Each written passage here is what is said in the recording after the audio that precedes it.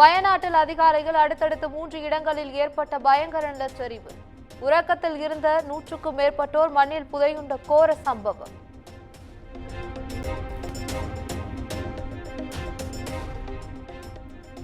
வயநாட்டில் ஏற்பட்ட நிலச்சரிவில் சிக்கி உயிரிழந்தோர் எண்ணிக்கை 120ஆக உயர்வு. மண் மற்றும் கட்டிட இடிபாடுகளில் சிக்கியவர்களை மீட்கும் பணி மும்முரம்.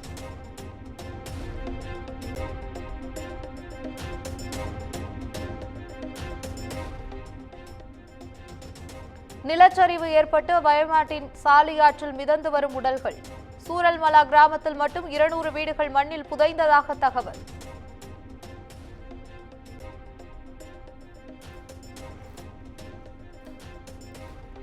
நிலச்சரிவில் சூரல்மலா கிராமத்தில் அடித்துச் செல்லப்பட்ட பாலங்கள். ஆற்றின் குறுக்கே கயிறுகள் மூலம் பாதிக்கப்பட்டோரை மீட்ட மீட்பு படையினர்.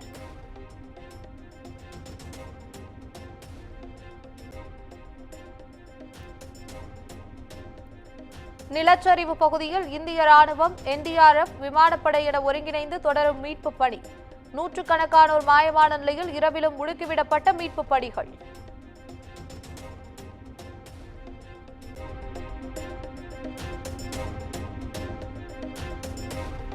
வயநாடு முடக்காய் கிராமத்தில் நிலச்சரிவில் சிக்கிய 150 பேர் பத்திரமாக மீட்பு. விபத்தில் சிக்கியோரை மீட்கும் பணி முடுக்கிவிடப்பட்டுள்ளதாக அதிகாரிகள் தகவல்.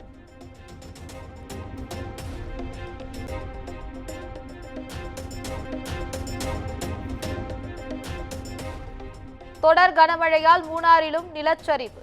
சாலைகள் மூடப்பட்டதால் உடுமலை மூணாறு இடையேயான போக்குவரத்து முழுமையாக பாதிப்பு.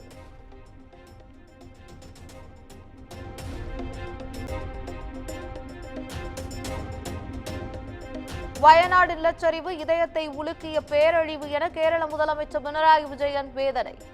நேசத்திற்குரியோரின் இழப்பை யாராலும் ஈடு செய்ய முடியாது எனவும் பேட்டி.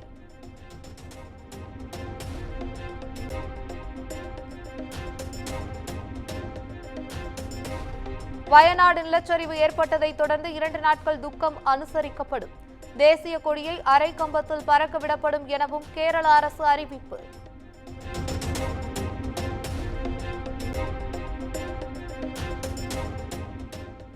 நிலச்சரிவு நிவாரணப் பணிகளுக்காக நீலகிரியில் இருந்து 10 மருத்துவர்கள் கொண்ட குழு வயநாட்டிற்கு அனுப்பப்பட்டுள்ளது. மக்கள் நல்வாழ்வுத்துறை அமைச்சர் மா சுப்பிரமணியன் தகவல்.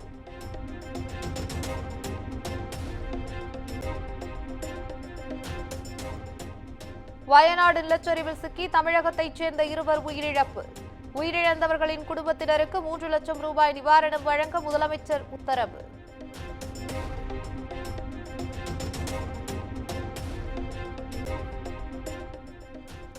கேரளாவை தொடர்ந்து கர்நாடகாவின் ஹாசன் மாவட்டத்தில் நிலச்சரிவு.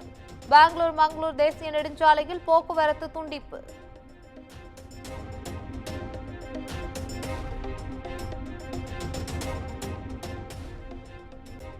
கோவை நீலகிரி மாவட்டங்களுக்கு அதிகனமழைக்கான ரெட் அலர்ட் எச்சரிக்கை.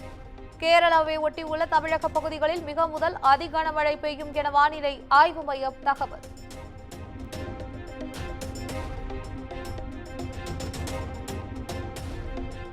மேட்டூர் அணையில் இருந்து பாசனத்திற்காக 137 நாட்களுக்கு தண்ணீர் திறக்க முதலமைச்சர் மு க ஸ்டாலின் உத்தரவு. டிசம்பர் 13ஆம் தேதி வரை தண்ணீரை திறக்க அறிவுறுத்தல்.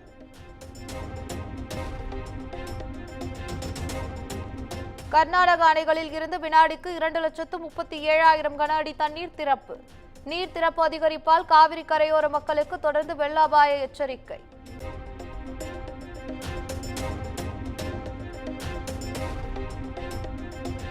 சென்னையில் நடக்க இருக்கும் F4 கார் பந்தயத்திற்கு திமுகவினர் கட்டாய வசூல் நடத்துவதாக அண்ணாமலை குற்றச்சாட்டு. நிதி வசூலிக்கும் நிறுவனம் அமைச்சர் உதயநிதியின் நெருங்கிய நண்பர் எனவும் கருத்து.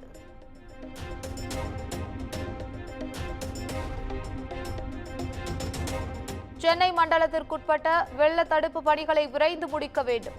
நீர்வளத்துறை அமைச்சர் துரைமுருகன் உத்தரவு.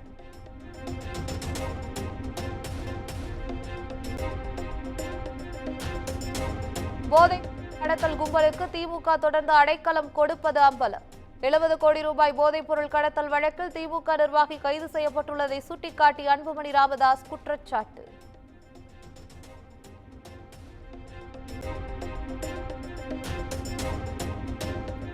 செந்தில் பாலாஜியின் நீதிமன்ற காவல் 51வது முறையாக நீட்டிப்பு. ஆகஸ்ட் 2ஆம் தேதி வரை நீதிமன்ற காவல் வழங்கி சென்னை முதன்மை அமர்வு நீதிமன்றம் உத்தரவு.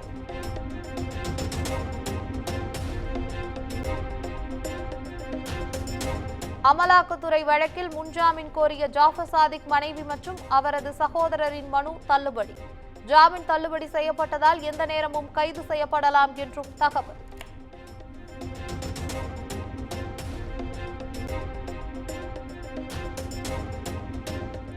திரைப்பட தயாரிப்பாளர் ரவீந்தர் சந்திரசேகரனிடம் அமலாக்கத்துறை அதிகாரிகள் தீவிர விசாரணை. பட தயாரிப்பதற்கு பணம் எங்கிருந்து வந்தது குறித்து விசாரணை நடைபெறுவதாக தகவல்.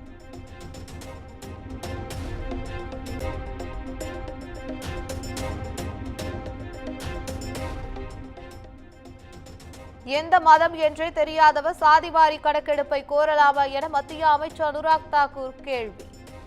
ஒடுக்கப்பட்டோருடன் நிற்பவர்களை பாஜக இப்படிதான் அவமதிக்கும் என ராகுல் காந்தி மக்களவையில் ஆவேசம்.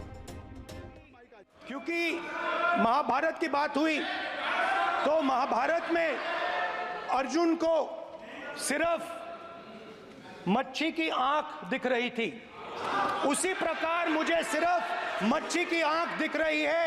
जाति जनगणना हम करा के दिखाएंगे। खत्म। आपको जितनी गाली देनी है आप दीजिए, हम खुशी से।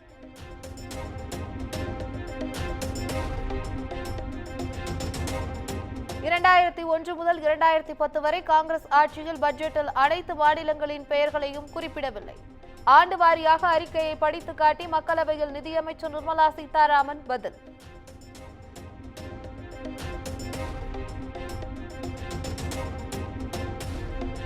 உத்தரப்பிரதேச சட்டப்பேரவையில் லவ் ஜிஹாத் மசோதா நிறைவேற்றம். காதல் என்ற பெயரில் மதம் மாற்ற முயற்சித்தால் நடவடிக்கை என்றும் அறிவிப்பு.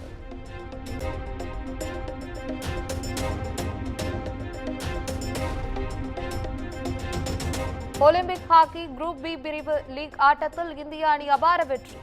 2-0 என்ற கோல் கணக்கில் அயர்லாந்தை வீழ்த்தியதால் கால் இறுதிப் போட்டிக்கு தகுதி.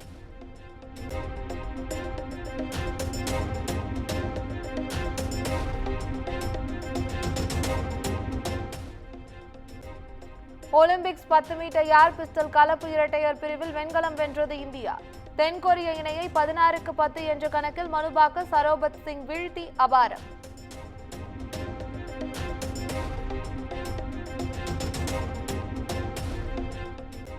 ஒரே ஒலிம்பிக்கில் 2 பதக்கங்களை வென்ற முதல் இந்தியர் என்ற பெருமையை பெற்றார் மனுபாக்கர். ஹரியானாவில் உள்ள மனுபாக்கர் வீட்டில் பெற்றோர் குடும்பத்தினர் உற்சாக கொண்டாட்டம்.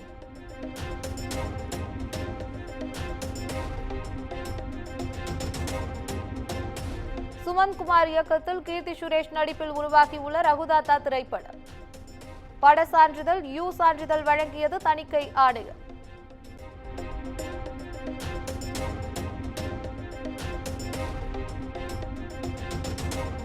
நடிகர் ரஞ்சித் நடித்துள்ள கவுண்டம்பாளையம் படத்தை திரையிடும் திரையரங்குகளுக்கு பாதுகாப்பு வழங்க வேண்டும்.